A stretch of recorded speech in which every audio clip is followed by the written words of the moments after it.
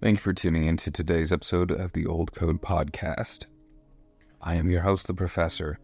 So recently I did an episode on growth mindset, more so not as much growth mindset, but 3 things that I'm trying to work on.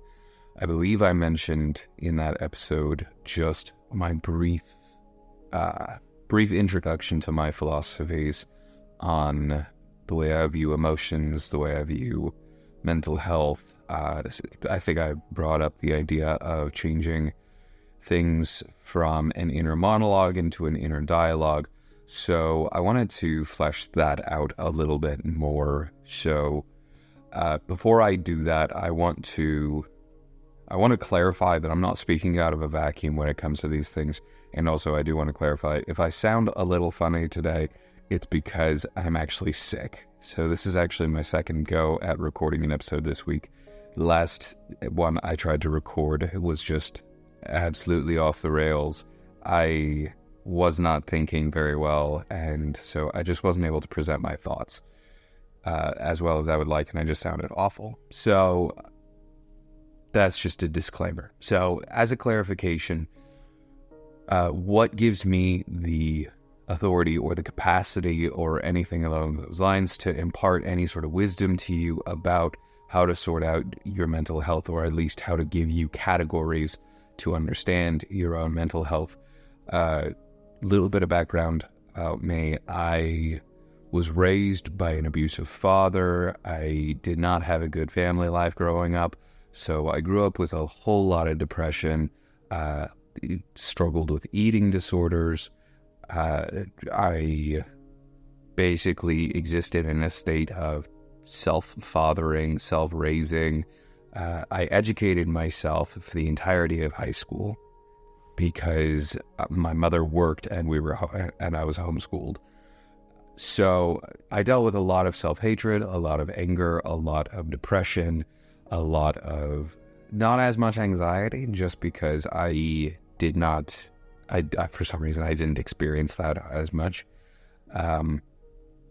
But also, not only that, I experienced a whole lot of personal heartbreak other than just the childhood stuff. I experienced a whole lot of betrayal. I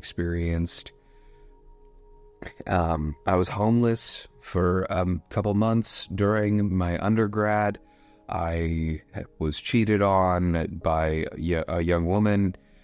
So I'm not trying to make myself sound like I've had any sort of terrible life, but I've had my own life experiences, and as a result of that, for the past, oh goodness, it's coming up on 4 years now. Actually, it's been 4 years. I started seeing a therapist. I started doing more digging into healing and the idea of healing. How can you not only band-aid those wounds? How can you not only live with those wounds, but how can you actually heal from those wounds? So I started seeing a therapist. I started talking to him for the first 6 months, maybe every 2 weeks. For probably the first 3 or 4 months, it was roughly every 2 weeks, and then transitioned to once a month, once every 2 months, and now I talk to him maybe once every 6 months. And so the reason why I bring that up is not because I'm just slacking off on treatment. It's because the effects have actually taken root. So for me, this is me trying to present to you this paradigm of, hey, I've never wanted this podcast to be about me, but when it comes to people and their mental health and healing, knowing that I'm not talking out of a vacuum. I've lived with debilitating depression. I've lived with really atrocious self-hatred. All of that I have been through. Some of the experiences that I have had in my time have been so hideous that I could not talk about them for the longest time. Now, I don't want to give you specifics about any of that because, again, this whole podcast is not about it's not about me. It's about me trying to help you. It's about me trying to impart hope. It's about me trying to tell you today is going to be okay. Today may suck, but tomorrow also is going to be okay. And you are worth caring for. So that's kind of one of my big things. And that was actually one of the big breakthrough moments that I had for me in my therapy, was I had this complete refusal to believe in the idea that I was worth caring for. And I remember it clear as yesterday, sitting in my therapist's office, and we were just discussing the why I was experiencing this radical self-hatred. And this was the first time that, like, the idea of growth, the idea of actually investing in myself made any sort of sense. And so his paradigm was effectively, if you are ever going to want to invest in anybody, you need to be able to invest in yourself. If you ever want to care for other people well, you need to, and it's not the paradigm of you can't love others if you don't love yourself. It's, if you want to pour yourself out, you can't pour from an empty cup. And because I had existed in a state of, I want to help other people, I want to make sure that people are taken care of, that suddenly clicked in my mind of, wow, if I am ever going to actually help, if I'm ever actually going to love people, I need to be willing and able to take care of myself. So that was one of the major things that helped me to grow. Getting past the idea of self-hatred was also a radical breakthrough for me. And there was this imagery that was presented to me. And again, this was all in the first session. And so most of the growth that I saw took place within the first 3 or 4 sessions. And that I attribute to I was very ready. I had lived with the pain long enough, and I was very ready to grow. So actually, if there's anything that I'm going to impart when it comes to a precursor to healing and all of it, be ready. And if you are not ready to heal, I think the one of the big things that people struggle with is that they're not actually ready to try to heal. They're not actually ready to try to move forward or grow or anything along those lines, because it is so much easier to be in pain. It is so much easier. And people don't think like this.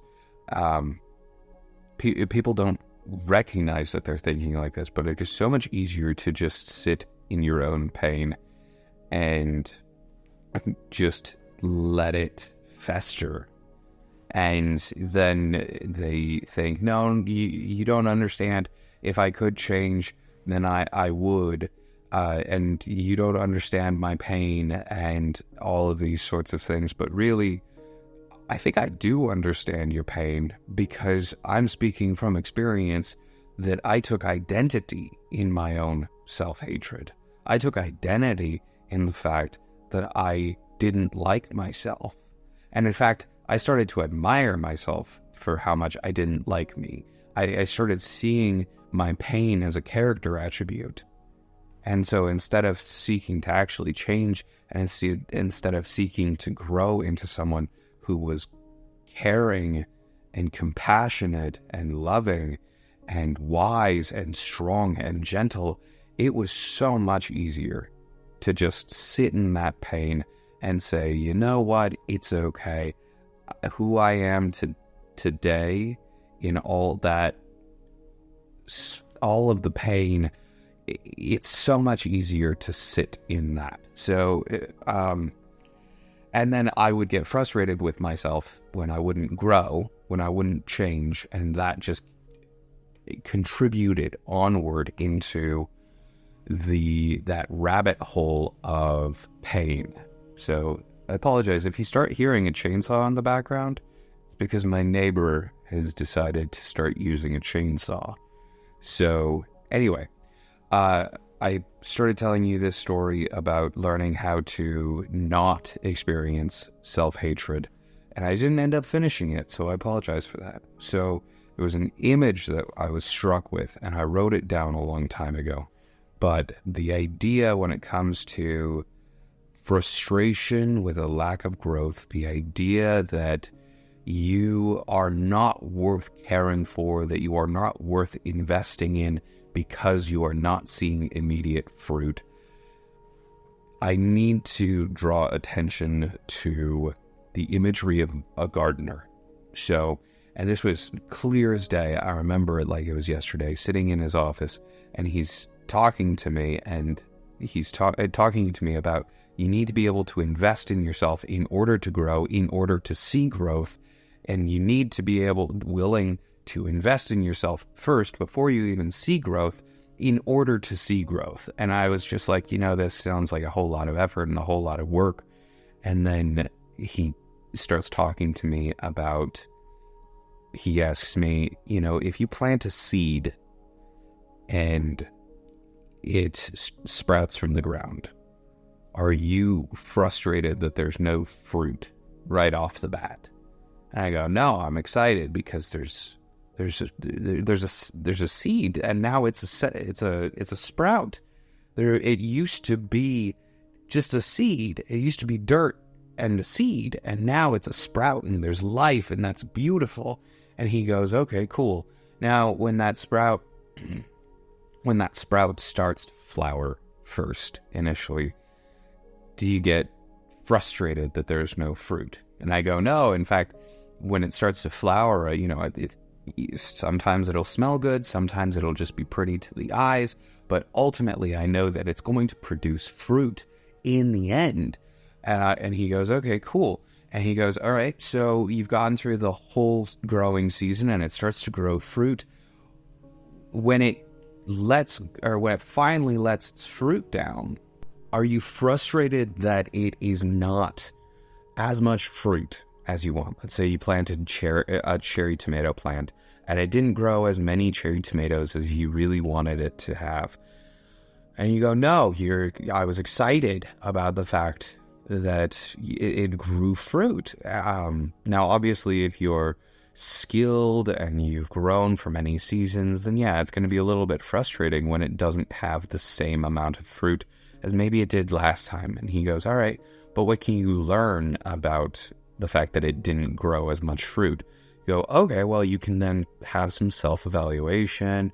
Did I water it enough? Did I plant it in the right location? Did it get too much sun? Did I need to give it some more support in order to grow more fruit? And he goes, exactly. That's when the self-evaluation happens, is not before the fruit starts to show, but after the fruit starts to show. If you want to see more fruit, you don't prune the plant before the fruit starts to show effectively. You don't just destroy the plant because you're frustrated about the fact that you're not seeing fruit right off the bat.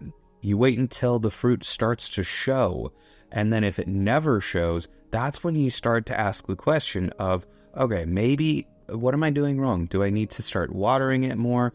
Do I need to start watering it less? You start messing with it a little bit, but you have to identify, okay, am I in a growing season or am I in a planting season? And do I need to start planting is the question. And for me, I just started looking at myself and I went, okay, I need to view myself as the sprout right now, or I need to view myself as the seed and the dirt right now. One way or the other, I need to start viewing myself. The moment that you recognize that you are on the journey, that's when you recognize, okay, I'm going to look at myself as the seed and the dirt right now. And the moment you start seeing any growth, so for me, walking out of that office that day, I look at myself and I go, that's the sprout. And I was so excited because for the first time in literally maybe 2 decades at that point, I hadn't felt any, I'd started to feel a little bit of hope. I started feeling a little bit of hope for myself because I looked and I went, wow, I can grow. I can grow, and I don't need to have perfect fruit right off the bat. I'm allowed to make some mistakes. And so, I apologize again. That was a game changer for me. And so if I can impart something to you today, that is, don't get frustrated right now when the fruit that you think you should be bearing, the fruit that you think you should be showing, isn't quite there yet. Recognize when there's growth and rejoice at the fact that there's growth. Rejoice at the fact that there's life. And if something is growing, that means it's alive. So recognize the fact that there is growth. And that if there is growth, that means that you're alive. And if there's life, then there's hope. And that's so beautiful to think about. So, as a secondary qualification, and I'm going to start talking a little bit less on my own exploration of therapy, because those were the two ideas that really got me down the hole, or past the hump of self-hatred. Those were the two ideas. So the first one was, you got to be willing to invest in yourself. You got to be willing to pour into yourself if you are ever going to pour out of yourself. And the second one was that if you are alive, if there's even a little bit of growth, that means that there's hope. And when you're not seeing the growth that you're looking for, that's when you start to self-evaluate. So,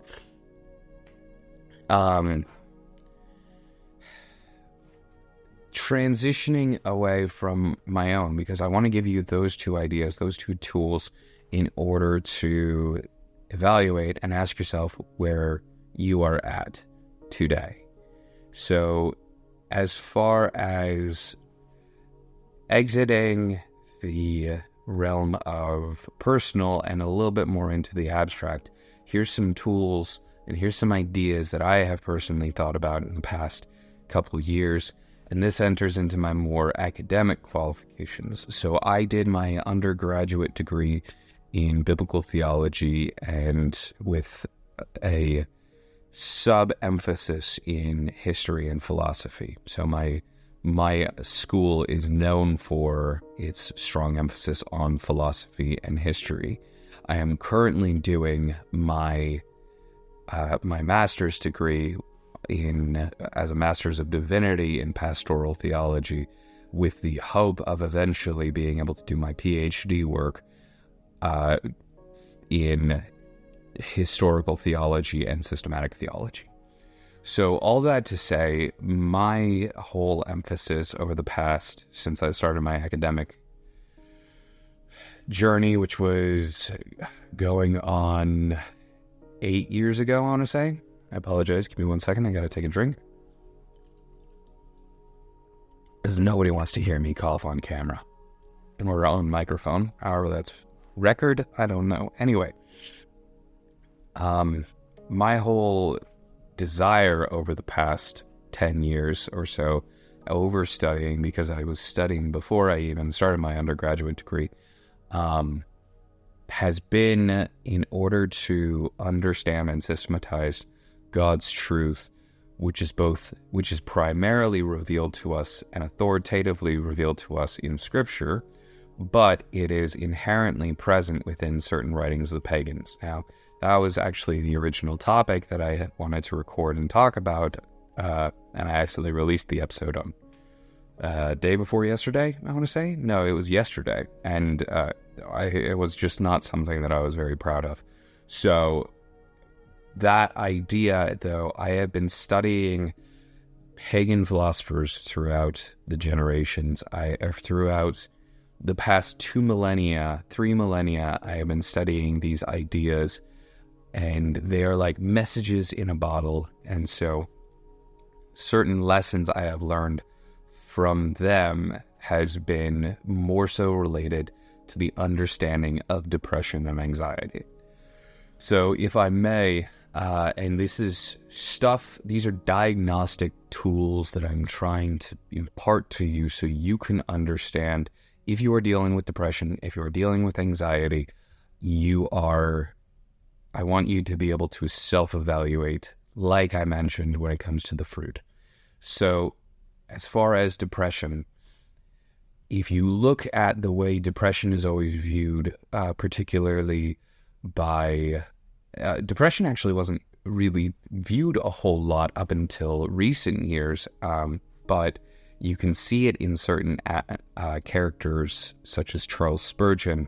You don't see it a whole lot. You see sorrow. Depression was mostly seen as sorrow or sadness, but sorrow and sadness haven't necessarily past orientation. So sorrow and sadness are related to, there's something that has gone on in the past. Typically, it is something that has left a wound, and I still have not necessarily recovered from it. So, sorrow and anger differ from one another in the sense that sorrow is, I have been wounded, and I think this is unjust, but I have not been able to heal from it, versus anger seems to be past-oriented. There's been an injustice, and whether or not that is I have been wounded, it is more so appealing to the sense of injustice. There is something unjust which has happened to me. Anger then rises up as a response to it in order to seek retribution for the unjust experience. So if you are dealing with depression, there's something that has gone on in your past, which, and this is controversial to say, but the serotonin theory has been all but disproven at this point in actual contemporary academia. So we can simulate, and this is the idea, is we can simulate the balanced emotional effects of serotonin by exogenous serotonin, but that does not necessarily mean that you have an actual chemical deficiency as far as depression goes. So that is something to look into. Here's the follow-up to that. So depression is this past orientation where something has gone on wrong, and you are feeling wounded, and you cannot get over it.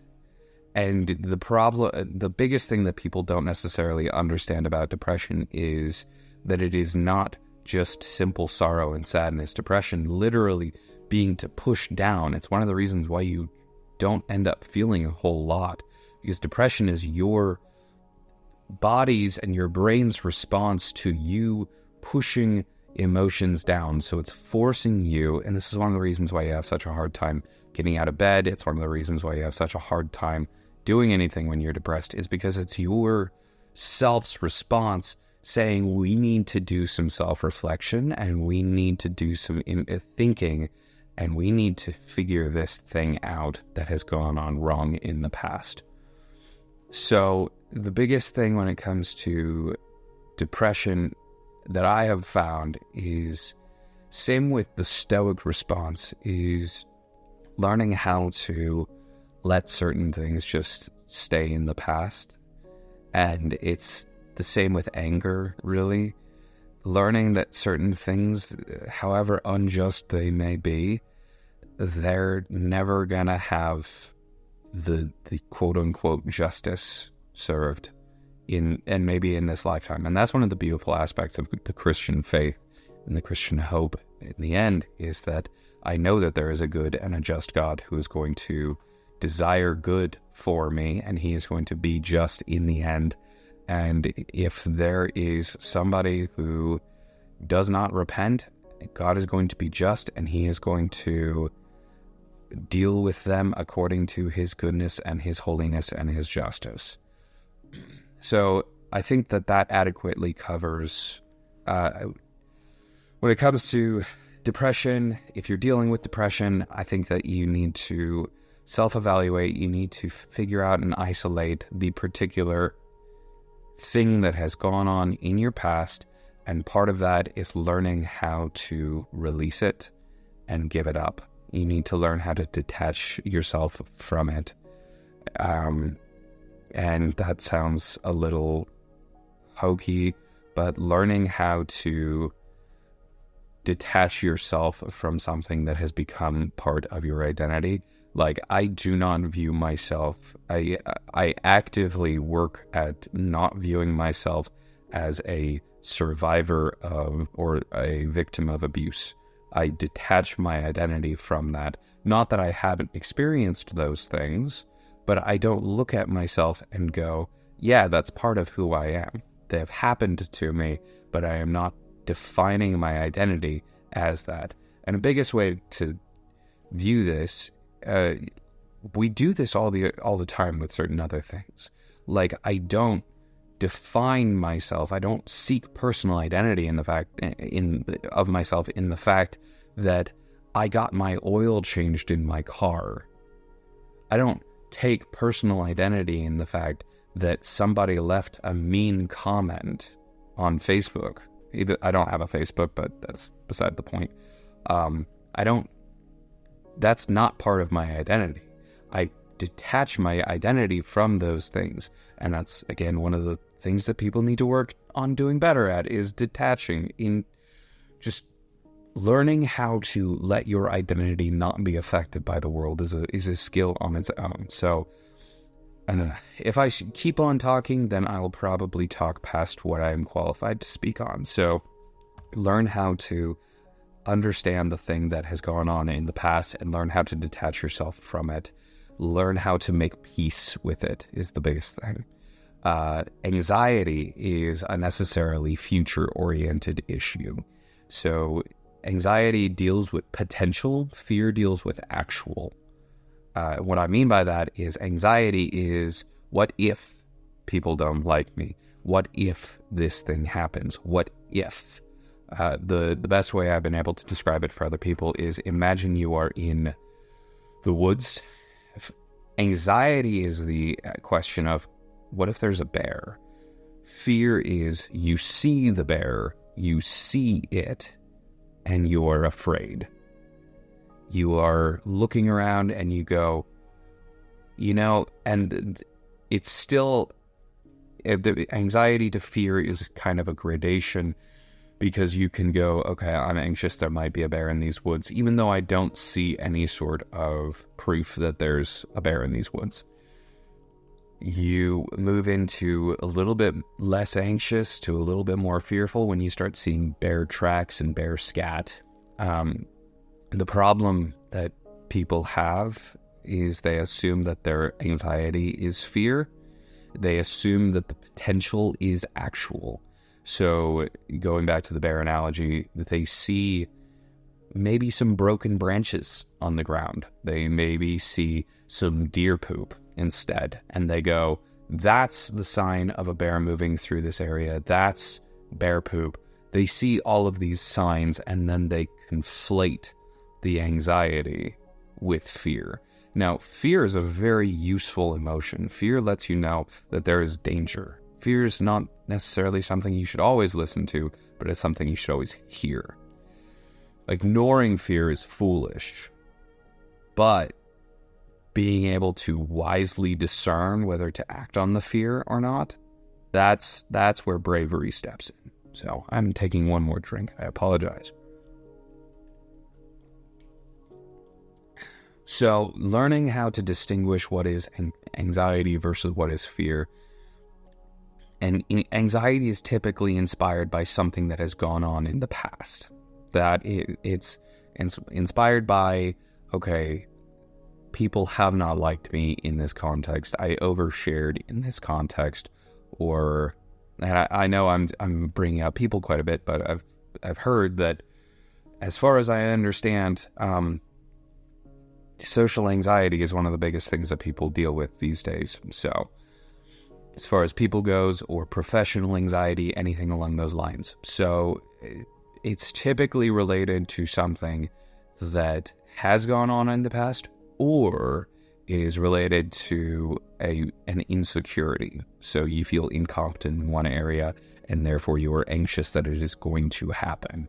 So one of the big things that you can do to satisfy your anxiety is actually learning how to be a competent person. However, more than competence, you want to seek out being confident. Learning how to be confident and competent, it's two of the most astounding things you can do for any sense of anxiety. Now, one of the big problems that people run into is that they put on a show of bravado in order to effectively have a facade in order to scare away other potential predators, but really this is actually a prey animal response, because it's the same way that larger prey animals make themselves look bigger in order to scare away potential predators. So really, when you have that sign of bravado in order to puff yourself up, in order to make yourself look bigger, that's not predator material, that's prey animal. What prey animals actually do, typically speaking, is they skulk and stalk, and they don't show out how powerful they actually are until the exact moment that they attack. So for all of the alpha male content and all of the idiots on the internet strutting their stuff in order to make themselves look bigger, oftentimes, honestly, it's more so related to insecurity. And I'll be honest with you, I also still deal with my own insecurities. I have a hard time actually being confident. And so that's one of the reasons why I have a podcast, is so I can talk ideas out. But I digress. So I think I have talked long enough on this subject. I think that I hope that I've given you some helpful materials, some helpful directions to go. I hope that you are able to perform some of this self-evaluation, but if I can leave you with anything, I want you to know the two things that really helped me. And that was, number one, if you're going to pour yourself out, you have to pour into yourself. You can't pour out of an empty cup. And two, if you're alive, then there's hope. Like that's just a remarkable truth, is that if you're alive, then there's going to be growth. If there's growth, then there's hope. And if there's growth, then you're alive. And if you're alive, then there's hope. And hope is the most potent and powerful tool in your arsenal. And you need to recognize that, because hope is going to be the thing that gets you over anxiety. Hope is the thing that gets you over depression. Hope is the thing that gets you through anger. Hope is it's the thing, not foolish naivety. That's not hope. Recognize that foolish naivety is not hope, but hope for a better tomorrow, hope for a better you tomorrow. And who you are today is worth investing in today. Who you are today is worth investing in today. You can't actively seek to destroy the thing that you're growing. And hatred is actively trying to destroy that thing that you're trying to grow. So, I hope that this episode serves you well. I hope that this episode helps you to grow, and I hope that you know how much you actually are worth in all of this. You are the image of God, and yeah, that's all I got for you today. If you like this episode, please like and comment, share, or whatever. If you're on YouTube listening to this, feed that darn algorithm. We're part of our tech overlords and all of that, so we're subject to the Greek gods at this point, which are the tech lords. Anyway, I actually created a Patreon, so if you feel like supporting the show in any way, go ahead and head over there. But honestly, the whole point of this show is more so just to get my thoughts out. So it's just a way of showing appreciation for the show, because this is going to go on so long as I got thoughts to share. In any case, I hope you have a fantastic weekend, and I will catch you next time. Bye for now.